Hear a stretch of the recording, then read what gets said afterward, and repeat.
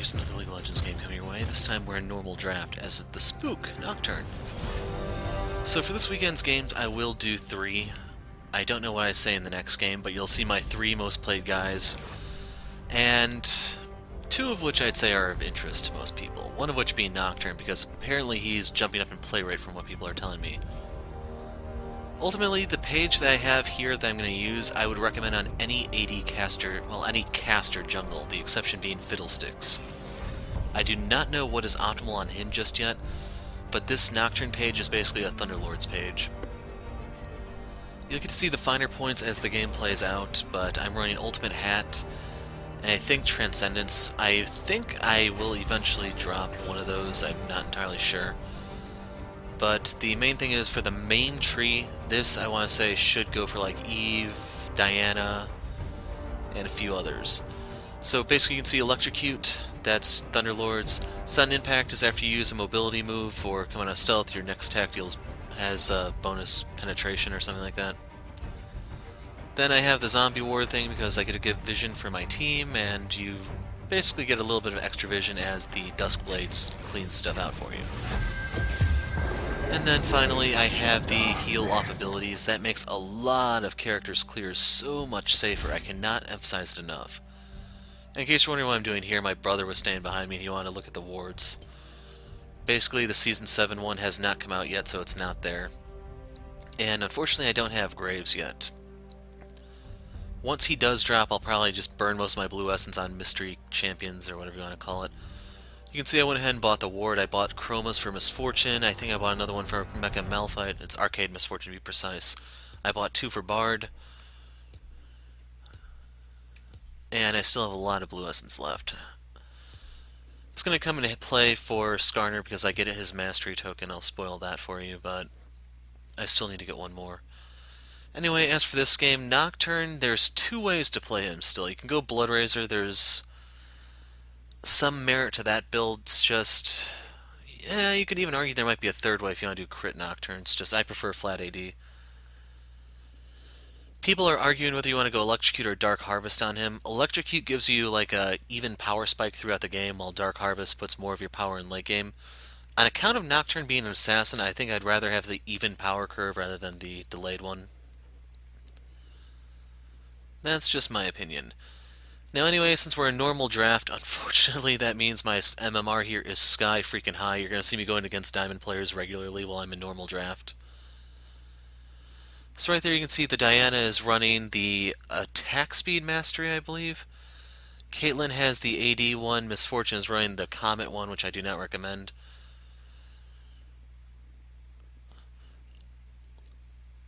Nasus has Phase Walker, which is basically Storm Raiders. And Jax is running that one that applies slows. Otherwise, if you're wondering, Aurelia is running the new Fervor. That's the best way I can think of to describe it. If you do 3 basic attacks on something, they lose a chunk of defense, or anyone can hit them for bonus damage or something like that. I will use it in the Udyr game, so just a heads up, you'll see it more detailed there, and the Udyr game will be the only live commentary for the weekend. It's going to take a little while before I actually move on to AD carry. First and foremost, I want to figure out how to get Fiddle and Amumu working, because that will round out my jungle crew pretty much. Tanks have it pretty rough, and you're going to see what I mean when we get to Skarner. By the way, we are grabbing the machete here because that has innate attack speed built into it. It no longer has lifesteal, I believe, it just has a flat heal. Or that could be the jungle item itself, I'm not entirely sure. Thing is, right now it is a great time to be an assassin, so just a heads up. So right there I'm mousing over everything, pause if you want to read it. Ziggs has Airy, apparently. I think that works like Pix. I haven't used it myself yet to actually comment on it. And I'm trying to stay out of that tree that Jax is running. If I went down there, I'd probably take Kleptomancy. 30 seconds until minions spawn. I don't know if I have the game where I had a Gangplank who just literally went Bankplank. It might be the Udyr game. It's been a long time since I've seen that build, and all I can say is damn. What's worse is all the support items have the Bandit built into them now, so as long as you're not pressured, you can do wonders. But anyway, I'll explain how Nocturne works, even though most likely you're here for the masteries and see how they work. Or runes, I mean. I'm probably going to call them that interchangeably, so hopefully it doesn't trigger someone. Anyway, the jungle camps spawn at 130 now instead of like 136. And you can hold the C key in order to see all your rune stuff in case you want to see how certain things are coming along. I'm running Ultimate Hat here, as I said, so you'll get to see some fun old hijinks. Now, the only thing stopping me from running Ultimate Hat a little bit more often is I do not know how that interacts with the CDR cap. I didn't actually sit down and do the whole calculation thing after this, even though I really probably should have. I'm just kind of lazy. Wasn't really even planning on playing League this week at all, but yeah, my brother. What can I say? In case you're wondering, no, he's not in this game. But anyway, the passive is Umber Blades. You basically twirl, deals bonus damage. It's 1.2 instead of your usual 1.0. And it heals you based on the number of enemies hit for a flat amount, and the amount scales with your level at certain points, like 7 and 13, it goes up by 8, I think. Q is Dust Trail. You throw out your blade, gives you the ability to move through units. You get you get AD while on the trail itself. If you hit that on an enemy champion, they'll leave a trail behind them as they go, so you'll see me use this to track Diana a little bit later on. W is Shroud of Darkness. This gives you attack speed passively. Active effects, you put up a spell shield. If you successfully block a spell, then you get your passive attack speed boost doubled. Your E is Unspeakable Horror. You get to see it right there. You channel for a period of time while that tether connects, and if the enemy does not get outside of range or do something to evade the tether, they get feared. And the thing is, Nocturne gets movement speed towards feared targets regardless of who or how they got feared. So I believe that works off of Urgot also, but it also does Shaco and Fiddle. Thing is, out of all the fear guys, the only one who doesn't jungle would be the Urgot. Like, I don't know if Darius actually... I know he fears minions, I don't know if he fears champions when he executes with his ult. And then finally, your ult is Paranoia. You blot out the sun from the sky, you can dash to an enemy within a certain radius of you that expands as you rank up the move, and you get to ruin their day. You will get to see Jax rage a little bit when I have a lot of CDR. But for the Ultimate Hat, from my understanding was, as you basically used it, it didn't give you CDR for that move exactly, it lowered the base CD of the move itself. I don't know if that's the case, I may have misunderstood it. It's one of those things that we're going to have to wait and see.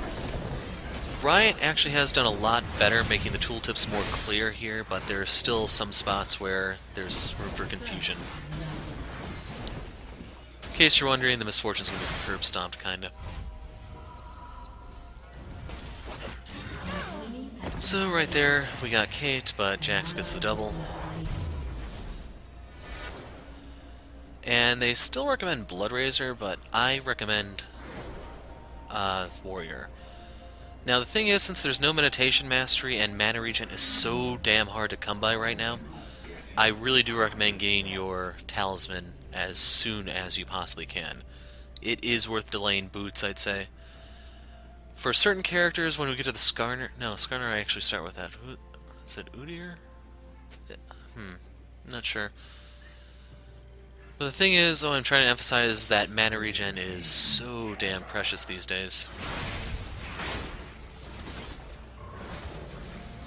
Like, the characters themselves got a lot of their base stats increased, but that's one of those things that kind of went overlooked. But anyway, the other disclaimer I have to put out for this weekend is the games are going to be shorter because people are throwing in the towel much earlier due to maybe not having the ideal rune set up, doing something or another that's not ideal that ruins their late game potential. But anyway, right here I'm just trying to farm up. As for Lux, down she goes. And basically once I have my ult, then I can look to have a much bigger impact on the map. Basically just like I said, as you get more and more ultimate hat stacks, then it's a lot more fun to be Nocturne.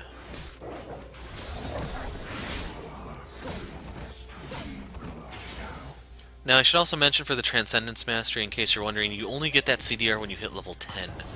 That's why right now I don't have it. And right there I stepped off the Dust Trail, hence why I was not able to finish that off with one auto attack like I did the one before it. So I think most of the characters only got 5 AD when... Actually, how much did we used to get from Reds? The one thing that hurts, though, is I don't have that one crit, so... No surprise cheese for a lot of this.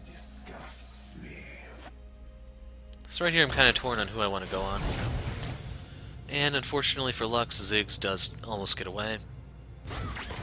I have to say almost because I have to go clean that mess up.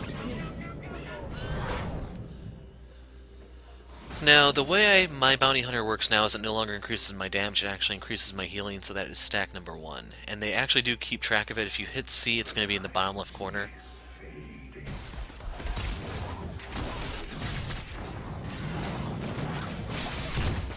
So right there, they didn't have this ward, because otherwise Jax should not have jumped in on me. So he still does get his 1 kill. Thresh goes ahead and takes that because he's a bastard, but that still counts towards my Bounty Hunter. Any type of takedown works now, it's not just necessarily the kills. Assists count too. So right there, I didn't want Thresh to stick around because Diana's coming this way. There's no question about that.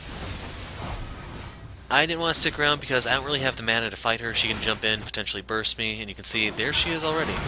Since he screwed around, the price is his life.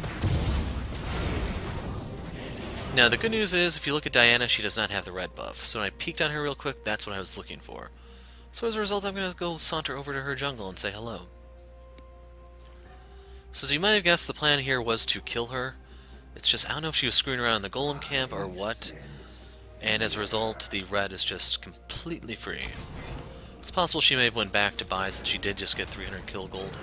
That might have been enough to push her up to a certain breakpoint, and as a result, she wanted just to go spend real fast. Ultimately, the way this would work, in case you're wondering, is she just had more uptime with the red buff by buying before going, and it's just unfortunate for her that I was paying attention in the area and I just went and stole her red. An ally has been slain.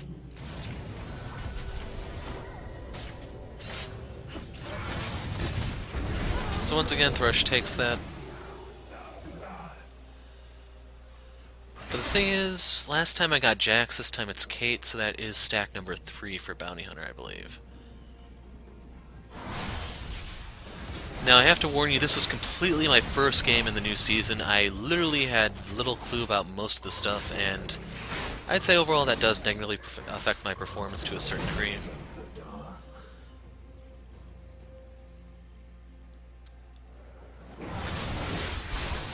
Like, one of the things that you can see right there, my Ravenous Hunter, which is the Bounty Hunter thing. Basically, I have to kill Nasus and Diana to get the next set of stacks. And the thing is, I'm not too concerned about Nasus. It's the Diana that I'm thinking I'm going to have a hard time trying to track her down and killing her. As for Nocturne, I prefer to max the E second, that way your CC lasts longer, you get more movement speed to stick to people. Basically, you get the ability to run them down and pick them off. The merit to maxing W second is you get more attack speed. That could be a little bit helpful if you're going up against like a heavy tank comp and you have a Blood Razor. Basically, when you're in the situation where you need to just slug it out rather than just insta-burst someone. An enemy has been slain. And you'll kind of see what I mean by this insta-burst as we go. The funniest one is the last one when I do it on Cade.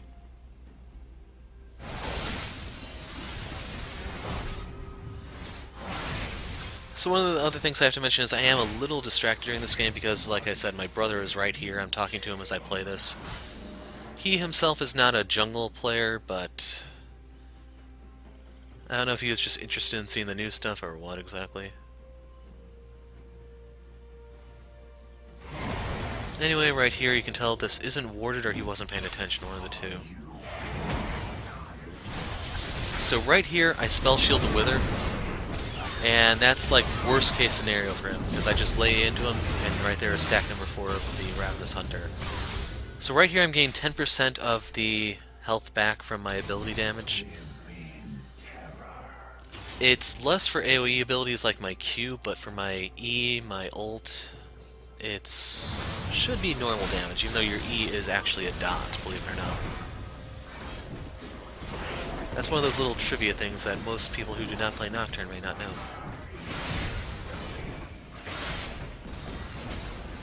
So right there, Mountain Dragon went down. There's not really too much I can do since Diana's spec'd into attack speed and everything. But we can worry about the other dragons. So part of the reason why I realized there was just no way for me to contest that is the bot lane and the mid lanes aren't really doing that hot. You'll see this reflected in the endgame stats, how Aurelia is the one who does the most damage. I'll spoil that for you. I'm number 2 behind her, and I forgot who number 3 was. But anyway, Thrush messed up somewhere somehow. He goes down. And the thing is, I do want to use my ult so that I can get the next part of the ultimate hat. And the lucky recipient of this is, you guessed it, Jax. So right there I hit Diana with the Umber Blade and I can see where she's going. This is what I was talking about earlier. She blast cones over the wall. I could flash after her, but it's just I value my flash a little bit more than her life. So you could argue, yes, that might have been my 5th stack, but the thing is I would be going 1v2 and I didn't want to do that.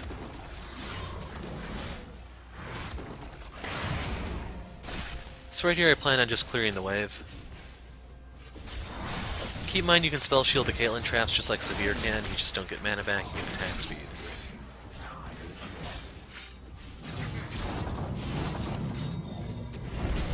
So right there I put up the spell shield and the chance of dodging it, and Thrush whipped his hook, so nothing we can do. Now unfortunately I don't remember the specific ranks of each player in this game, I just know what it is in the Skarner game. Shut down. So right there, he's so close to dying. Now, in case you're wondering, this ward means Diana spent a fortune in runes, or I don't know if it's the fortune one, or if it's just someone who's been playing a long time and they actually have dodge runes and stuff like that. Basically, that could be the marker of a Season 1 player.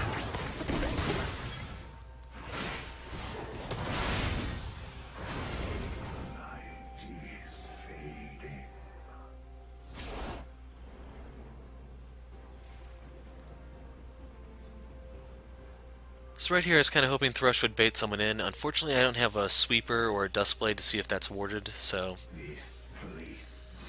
doing this, see what exactly is here. Can I approach from between the chickens and the grass? And the thing is, Thrush isn't exactly pulling them away, so that's working against me. So right here I'm going to have to burn my flash because Diana showed up.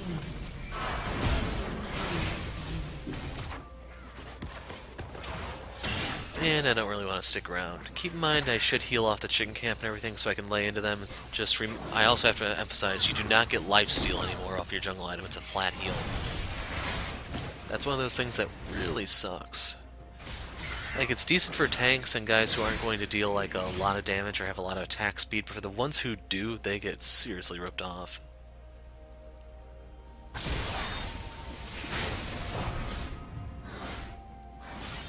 It's also kind of funny, as Skarner is a tank, but due to the attack speed he gets from the spires, he might actually benefit the most from it being a flat amount.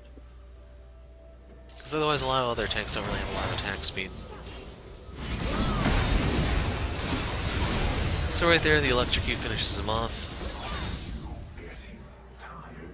And right here I was kind of hoping someone would come up top, so I kind of want to hover around the area, do a little bit of counter jungling, basically work my way towards the level 2 ult. Well, rank 2 ult. So right here I'm just praying, come on Diana, go in on her away from the tower. But it doesn't happen. Anyway, right there we have the rank 2 ult, so I had more attack range, a little bit more damage, and lower cooldown on it.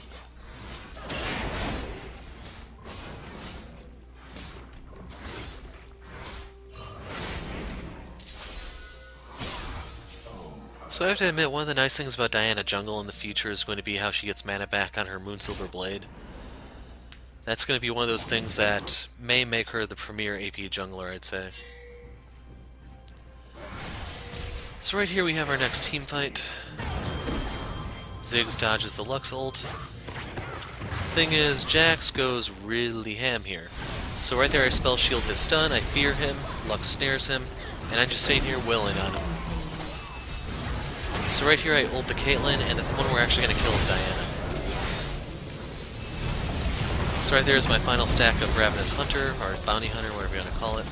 So I get 12% healing from abilities, reduced to 1/3 for AoE. And that's not just limited to minions and stuff. Basically, I can just jump on someone and get a crap load of healing.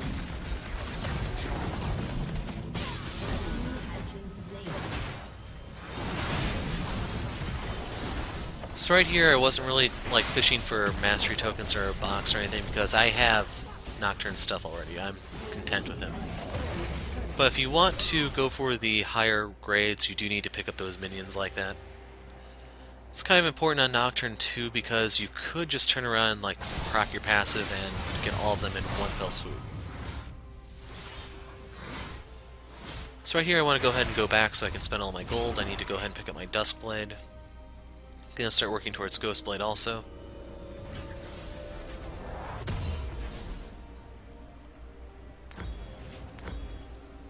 And right here I'm going to wait for the last longsword because that may make the difference in killing someone.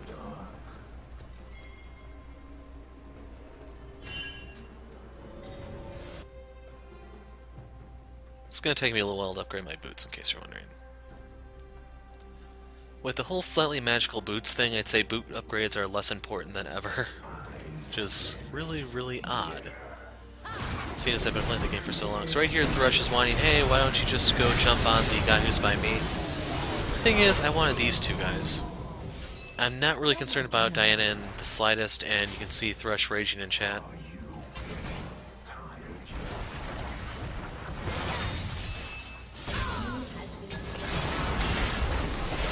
So yes, we still killed all four. We're gonna get the dragon afterwards, but he still rages.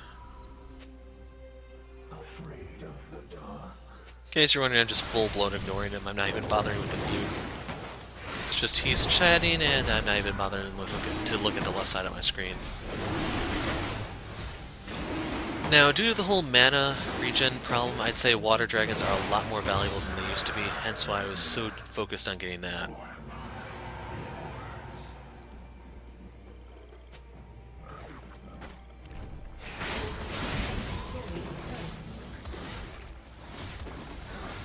Like, I need to play some games with the Runic Echoes guys to see if they actually can survive with the MP they get back from the Echo procs.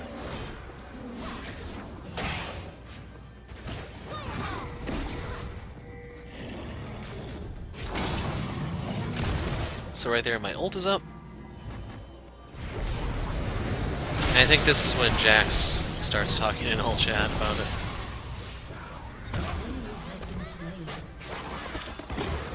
So right here I have to flash to get away from Ziggs. I can't believe he actually is dealing that much damage, to be honest. The thing is, I still get the assist off Diana. Nasus goes ahead and kills the Rift Herald. Aurelia is going on the Kate.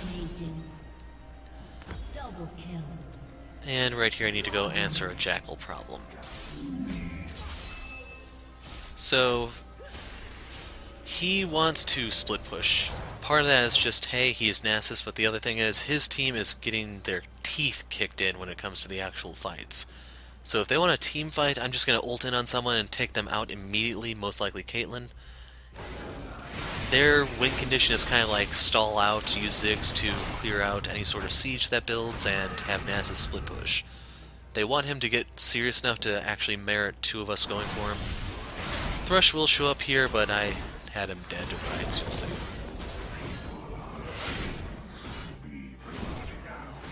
So the thing about the Rift Herald is if you can interrupt the channel, it will be destroyed. That's what I try to do, but unfortunately the fear is a little too delayed. So right there, that purple flash means he's channeling it. So I throw my Q, I get my E down, and I'm hoping to get it out in time, but didn't make it. So luckily Thrush is dragging this around, so we're stopping him from actually reaching the tower. And I can go ahead and kill this outside of the tower range fairly easily. So you can see down it goes. And Nasus' whole strategy has just fallen apart at the seams. What's worse is during that whole distraction, my ult came back up, so if anyone steps out of line, appears in the wrong place, they're dying instantly.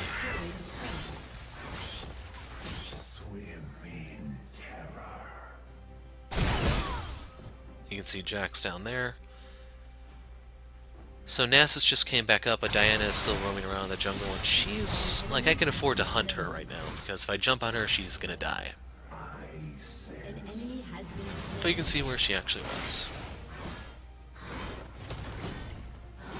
So in order to set her further back, I'm gonna start counter-jungling around here. Haven't tried the Poacher's Dirk, which supposedly had its cooldown removed. If it did, it could be a decent item. If not, then... yeah. It's the best way I can describe it. Basically, by doing stuff like this, I pretty much eliminate any chance of her rebounding and getting back in the game.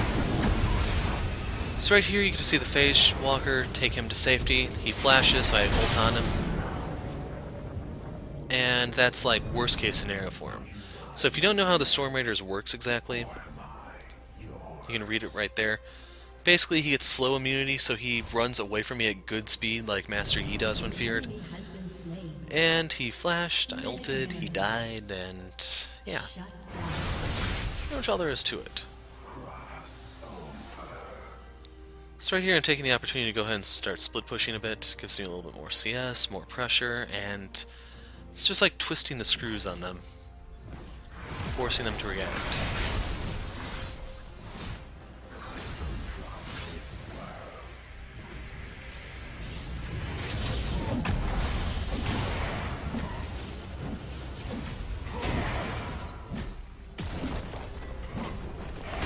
So right there they pinged out he has Bramble Vest. That helps him a little bit against Aurelia. It's not going to do as much against me because I'm more AD caster rather than auto attack focused. Keep in mind if I were running the, what's it called? The Blood Razor, that would actually be a fairly effective item. It's one of those reasons why I don't really like to build Blood Razor on Nocturne anymore these days. And interestingly enough, I don't know if I even used the Ghostblade at all this game. The active effect, that is.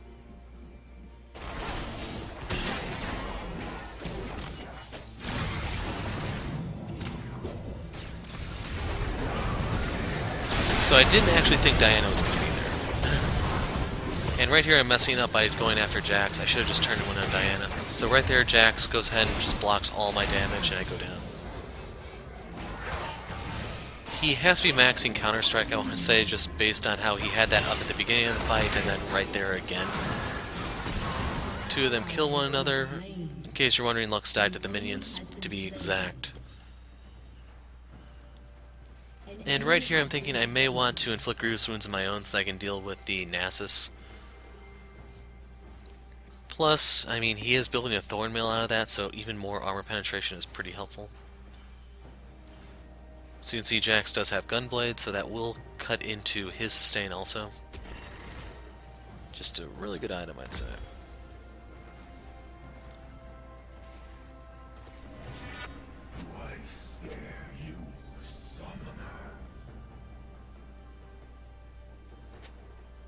Now, one thing I will warn you about with Nocturne and some of the assassins is, generally for them you want to end the game early. As such, Gathering Storm is not going to be that good. If you're going for like a hyper carry or someone who has more late game focused power, that one would probably actually be pretty good. It's just right here, not so much. So right there, Caitlyn got instantly vaporized. Down goes Diana.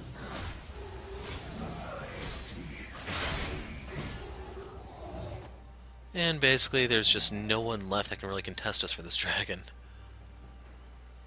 Granted, my ult is down, I just have other stuff to ruin people's days. So right here I want to clear this out so no one tries to steal this from me. You can see that ward became a zombie ward. In case you're wondering, that has 1 hit point, persists for 3 minutes, does not count towards your ward limit. And I threw the other one over the wall just so I could see if anyone's coming. Since no one is, I don't want to waste Smite. I'd rather use it for a combat situation.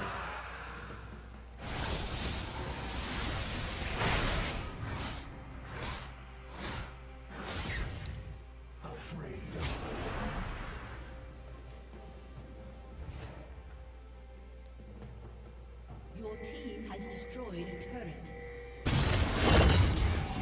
So right here I was thinking about going bot to try to intervene, but team wants the Baron. I'm more than happy to oblige. We are going to get a visit from Nasus, I believe, while doing this. You can see they do the speed shrine, they know we're here. Thing is, Aurelia is the only one who can tank this for us. If I had a Death Stance, that'd be a little bit of a different story. But I don't. So right there, Misfortune squandered her ult. Jackal goes down. There you go. We now have Baron buff. So I don't know why Misfortune stands around here for a little bit, but she does. Little dangerous, to be honest, because if anyone had actually wandered up there, she might have died. She might be AFK. So anyway, Lux goes down, we lose her Baron buff. Basically now it's just the three of us that were in the pit that still have it.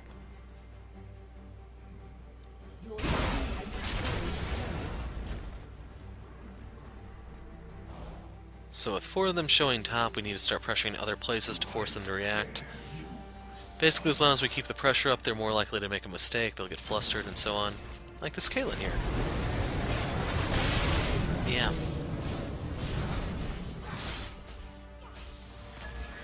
Like, there isn't really much to even say about that.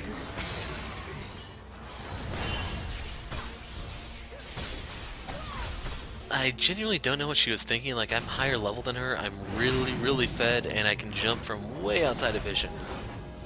There was literally no way for her to survive there.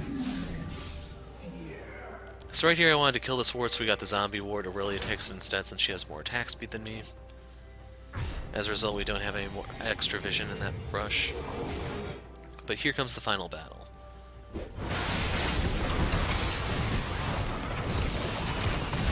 So I get out of there before the Ziggs ult lands. Throw my Q over the wall to help kill the Jax. Use my ult to pick off Ziggs. And then I just get to walk out of the base. And that's all, folks. So right here we're just going to walk in, take what little is left, and that'll be that.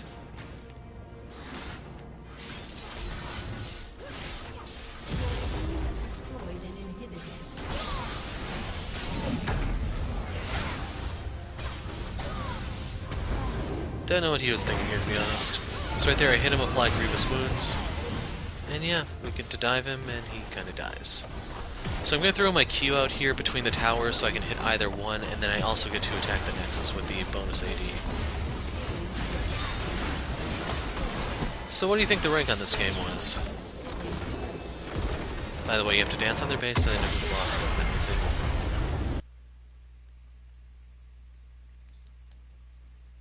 So right here I give this to the Aurelia, since it's between her and me that did most of the heavy lifting here. And lo and behold, that was S+. Were you expecting less at this point? So right there you get to see the graphs. Very, very bad for the enemy team. In terms of damage, Aurelia and I took the most because we did most of the fighting, and yeah. Anyway, that's it for now. I'm the Hero of Light. Thanks for watching, and goodbye.